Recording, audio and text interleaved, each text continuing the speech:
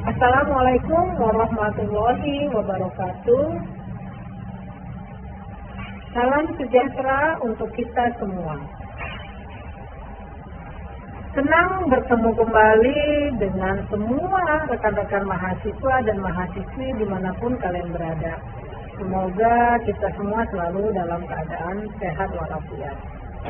Baik, pada sesi ke-6 ini ya kita akan mempelajari mengenai pertanggungjawaban pidana dan hubungan kausalitas.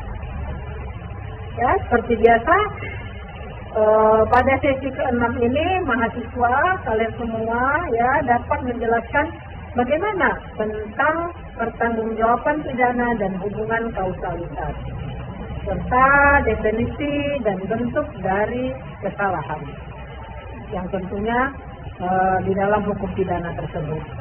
Nah, seperti biasa ya mahasiswa, mahasiswi ya bahan kajiannya bisa kalian dapat, bisa kalian pelajari, bisa kalian peroleh dari materi yang ada pada modul hukum pidana. Kemudian juga dari jurnal-jurnal yang berkaitan dengan hukum pidana dan dari literatur buku hukum pidana. Baik, di sini ya mengenai definisi pertanggungjawaban dalam hukum pidana. Apa itu, Bu?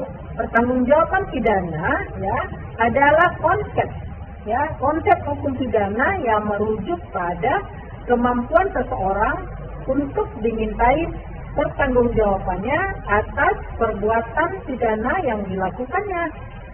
Artinya, seseorang itu dapat dimintai pertanggungjawaban pidana jika mereka memiliki kemampuan untuk memahami sifat dan akibat dari perbuatan mereka. Nah, kemudian apa saja syarat pertanggungjawaban pidana?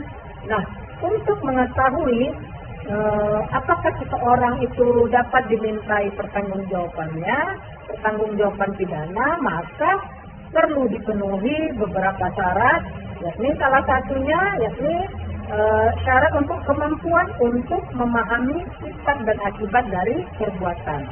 Misalnya, seseorang harus memiliki kemampuan untuk memahami sifat dan akibat dari perbuatan mereka.